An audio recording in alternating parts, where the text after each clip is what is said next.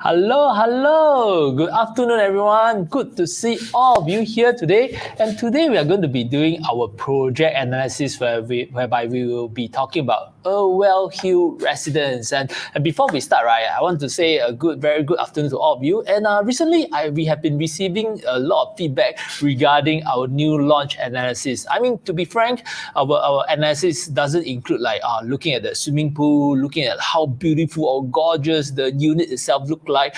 Our analysis really go behind the scenes whereby we look into the figures, like does it make sense as an investment or not. So this is what we do at I Quadrant, right? That makes us different, whereby we go in with a set of investor eyes. Okay, so let me start by sharing with you, right, this project, Irwell Hill Residence. Let me bring up the slide. Okay, team, can you help me bring it up? All right. Okay. So we are going to be talking about this project analysis, right? Irwell Hill Residence, and we have changed it to this format, right? So everyone can see the text clearer. Okay. And this I hope we can bring more value to everyone. So before we start, right, the usual disclaimers. Okay. So whatever we share, right, is our research, and what if you are intending to buy this property, right? Do make sure you do your own due diligence and independent analysis. What we are doing here is to make sure that we bring to you education. Okay.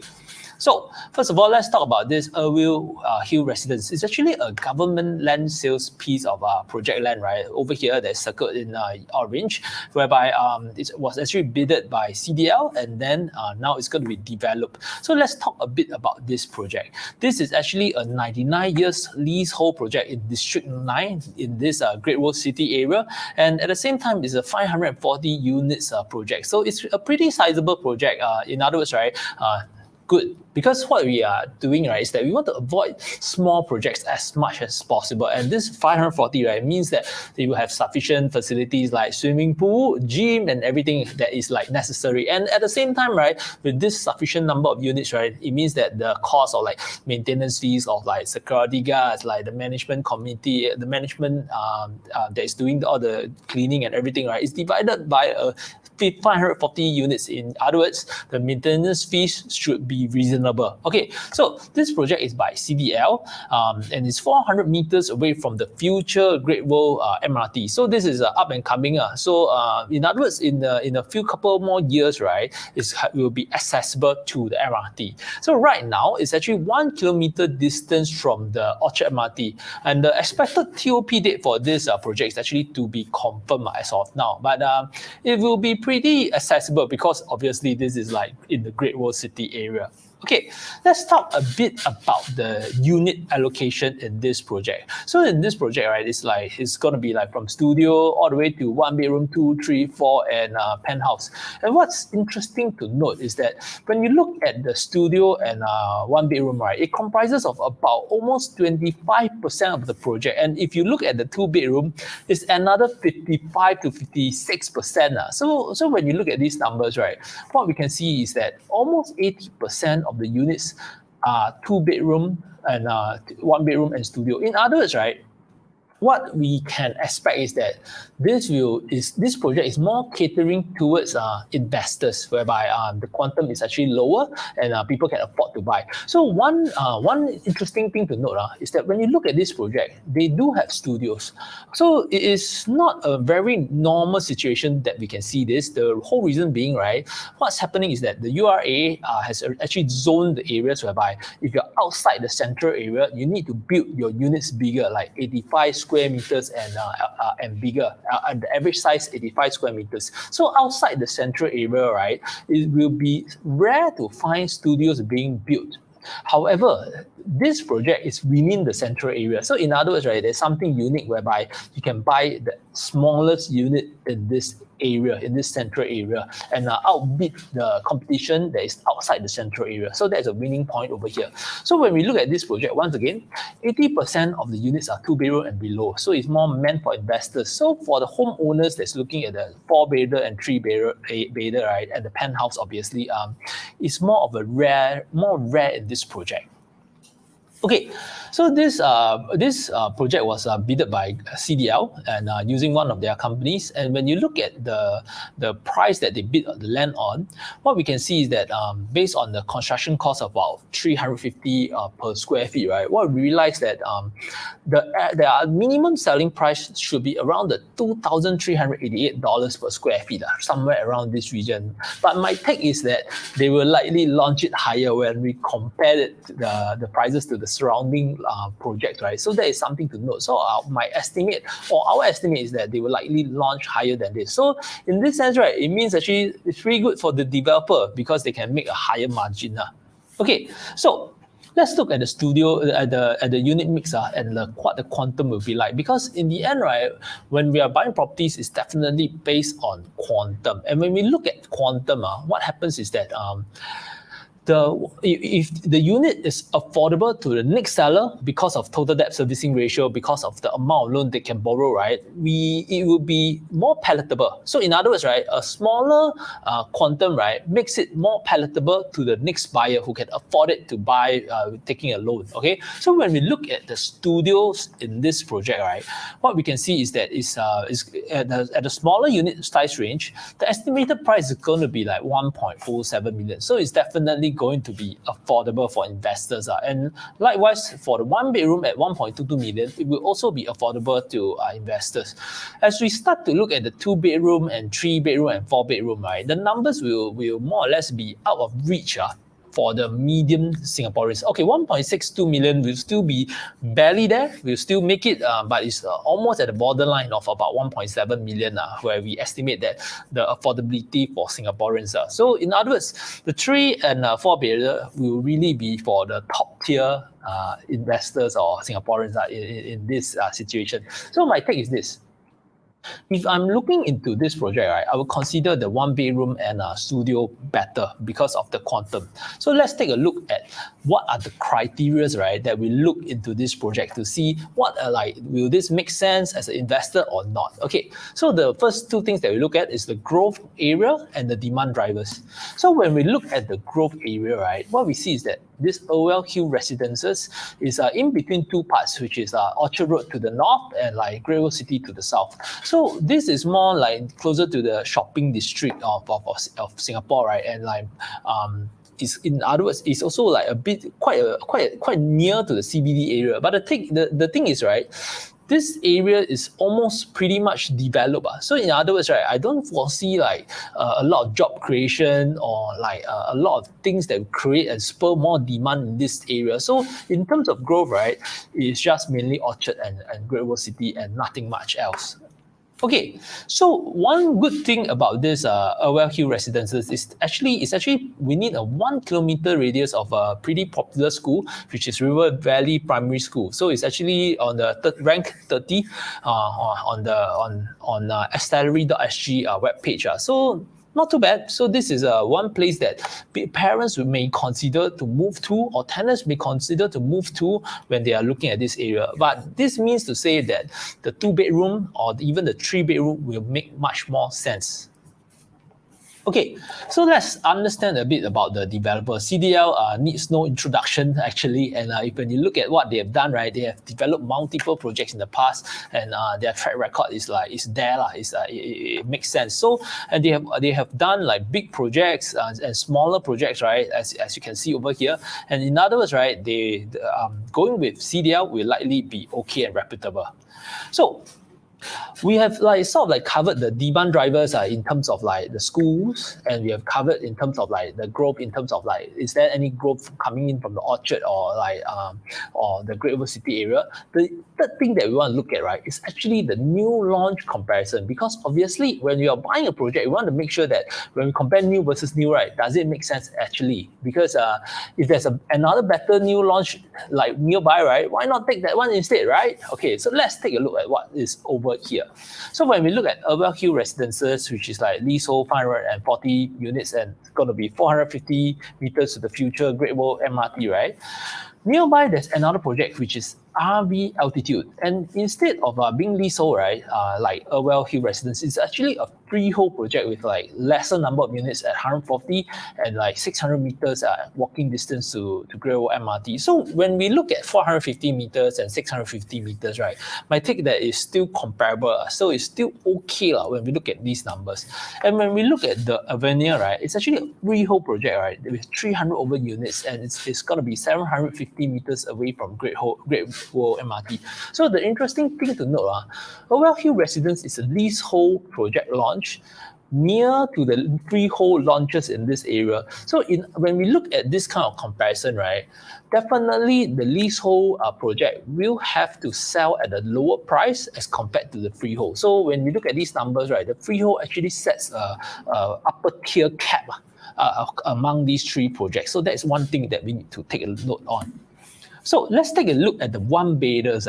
And when we look at the one bedder comparison, right, RV Altitude don't have one bedders. So we are only going to compare with Irwell Hill Residence with the Avenir. So when we look at these two, right, in terms of quantum, at like 1.22 million based on like estimated 2,700 per square feet, right?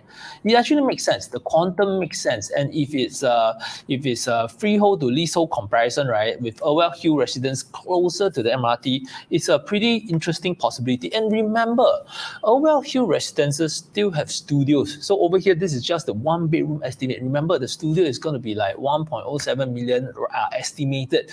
And so, right, it will make something, it is actually something attractive, because when we are talking about a project and we are talking about where our future demand comes in, one good way is either go to the lowest or also go to the highest. What do I mean go to the lowest? You see, if you are trying to find a tenant, and the tenant's perspective is that they want to stay in this area and they want to get something that is really the lowest affordable, right? Then the studio is the product that will make sense. Or the other side, right, is like someone who really want to live in luxury in this area, then you get the upper tier. So these two tiers, right, will be things that stick out as an additional demand. Okay. When we are looking at the 2-bedroom units, right, this is where we see RV Altitude, right, actually have units for sale. Okay, so RV Altitude, right, this is like what is like available in the current market. When it was launched, it's actually even lower. So those who have bought RV Altitude earlier, they will have made a good decision in this sense. Okay, so when we do this comparison between Irwell Hill Residence and RV Altitude, you can, once again, RV Altitude will be freehold. So RV Altitude's numbers are like 1.55 million for 2-bedroom, and the per square feet is 2,564. So when we look at Irwell Hill Residence, right, remember, when we are talking about based on their bid price under government land sales, right, the minimum they can go down will be at about $2,400 per square feet. So even at $2,400 per square feet, right, when you compare with a freehold project with RV Altitude, RV Altitude may make more sense because it's going to TOP in just 2 more years, and the price is 2 more years, freehold, and it's 2,500 plus per square feet. The comparison is not good enough. So when we look at the Avenir, the quantum in terms of 2.35 million is a bit overwhelming. The whole point is that, you see, when we buy a unit and we want to sell it to the next guy, right, the next guy must be able to pass their total debt and servicing ratio, or TDSR, in order to qualify for the loan. So to be able to qualify for a loan at 2.35 million, will start to get to be much more of a stretch. So in this instance, right, over here, I will look at RV Altitude for the 2-bedroom. So when we are talking about the 3-bedroom, RV Altitude again don't have units. So what's happening over here is that RV Altitude only has like 2-bedroom and 2-bedroom dual key, but they don't have 1 and 3-bedroom. So that's a very unique and special project to even begin with. So when we compare Irwell Hill Residences and the Avenir, right, both are not so interesting because both quantums are on the high side as an investment. But for homestay, then if I want to really compare between these two, I will pick Irwell Hill Residence because the quantum is lower and both are within the 1 kilometer radius of River Valley Primary. So I will pick Irwell Hill Residences over here for the 3-bedroom if we are intending for own stay. Okay. By the way, guys, the next thing that we are going to look at, right, is the resale project comparison. Because other than just looking at new itself, right, we also want to compare with the resale to see does it make sense at all. And if you are learning something so far from this video, right, do remember to give us a like or thumbs up, so that we know how are we doing over here, and also to let us know, right, are we providing a lot of value to you. And the next thing that we want to do, right, is also to talk about the resale project comparison to see how Irwell Hill Residences compare with the resale. And when we look at Irwell Hill Residence, right, to the left and to the right of it, or to the west and to the east of it, there's actually residential plots of land. And when we look on the broader scale, right, what we see is that to the west, right, these projects are more on the smaller size, smaller project sizes, and also smaller unit size. So, and when we look to the east of Irwell Hill Residences, these projects here are actually bigger in general, and they are also bigger in unit sizes itself. So this is pretty interesting, like when we look at the overall landscape of what's happening over here at Irwell Hill Residences. And when we do a deep dive into all these projects, right, what we see is that there are a few projects that can be comparable, and one of them is 1 Devonshire. So this is also a freehold project. The number of units 152, not so many. It's since 2011, and it's 450 meters from Somerset MRT. So it's a pretty close distance to Somerset MRT. Another place that we look at, right, is actually RV Residences to the west of Irwell Hill Residences. So we are taking one from the comparison from the east and one comparison to the west of this Irwell Hill Residences. And this RV Residences is also 999 years. So in other words, it's more or less you can consider it as freehold. The number of units is sufficient, 248 units, and it's 650 meters from the Great World MRT. So in terms of like traveling distance or public transport accessibility, still not too bad for these all these projects. And when we do the comparison in terms of numbers, right, what we see is that there's no 1 bedroom in 1 Devonshire. And when we look at RV Residences, which is like freehold since 2015, right, the quantum asking is actually from 950k. So in other words, right, it's still pretty much affordable at like 420 square feet. And at 2,200 plus per square feet on a freehold basis, right, with a 3.3% rental yield from just simply renting out the unit itself, it may make a lot of sense. So when we do this comparison, right, if you are someone that don't mind buying a resale unit, the RV Residences is something really worth looking into. And when we look at the 2-bedroom itself, this is where 1 Devonshire has sufficient have units for rent. So as we have said, you see the unit size, right, of these projects to the east side of 1 Devonshire, right, is 904 square feet for a 2-bedroom. So it's pretty well sized substantially. And when you look at the rental, right, it's asking for about 6,000. Wow, no joke for a 2-bedroom, as compared to RV Residences, right, which is only at 3,500. So the gap is there. So the interesting thing is, when we look at all these 3 projects, even though 1 Devonshire, right, has a higher rental yield, I would still rather pick RV Residences and Irwell Hill Residences purely because of the quantum. Because once again, it's about how we can sell to the next buyer. So, and in terms of like quantum being at 1.56 or 1.62, right, it's much more on the affordable range. So when we look at these 2 projects, Irwell Hill Residences versus RV Residences, right, again, the per square feet of RV Residences, right, and the size of the unit, right, is interesting to look at. So if I am someone that don't mind going for resale, right, I will pick RV Residences. Yeah. Okay, so when we look at the 3-bedroom units, over here, when we look at the quantum, right, it's actually Irwell Hill Residences is 2.35 million. 1 Devonshire, right, is 3.3. Again, 3.3 is like on a high basis. RV Residences is going to be asking from 1.95 million at 2,200 plus per square feet on the freehold basis. Once again, it's worth looking into RV Residences. Yeah, so the thing is, if I'm someone that really wants to go for a new launch, then Irwell Hill, no choice, Irwell Hill Residences for the 1 bedroom or studio. But if I'm someone that's willing to hunt, to go into the market, to negotiate, right, then the resale market in terms of RV residences, right, may make more sense. So it's something worth actually looking into and investigating. Okay.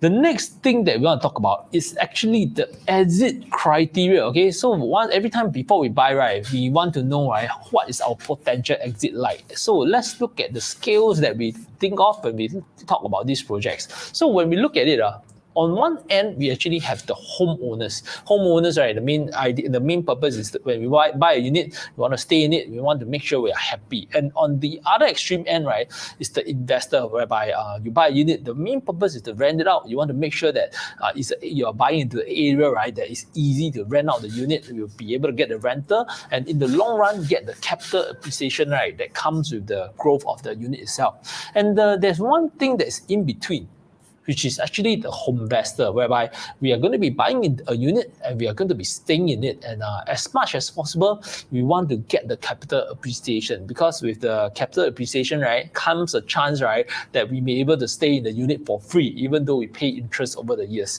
So how do we look at this project on this scale? Okay, and that is interesting. When we look at this project, if you look at the studio unit itself, or the 1 bedroom, it is actually suitable for the investors, okay, because it may be harder to find. And when we are looking at the 2 bedroom itself, RV residences or the other projects in this area may make a lot more sense. And when we are looking at the 3 bedroom itself, it's worth going in as a homeowner that you want to stay in this project, that you want to make sure that you have the happiness, like with your kids being able to go to River Valley Primary and being able to buy a brand new unit in this project. Okay, so I hope all of you have learned something in this video. By the way, do remember to subscribe to our YouTube channel, whereby we actually provide a lot of these educational videos. And in the session next week, right, we are also going to do a district analysis, right, whereby we compare a lot of all the new launches in the West area, right, and also to share with everyone which is the best project to go into. So that's actually something worth watching. So by the way, do remember to subscribe once again so that you can see this video next week. Okay, so my name is Ivan Chai and I'm one of the co-founders of I Quadrant. I hope I've added a lot of value to you today, and I'll see you next week. Bye.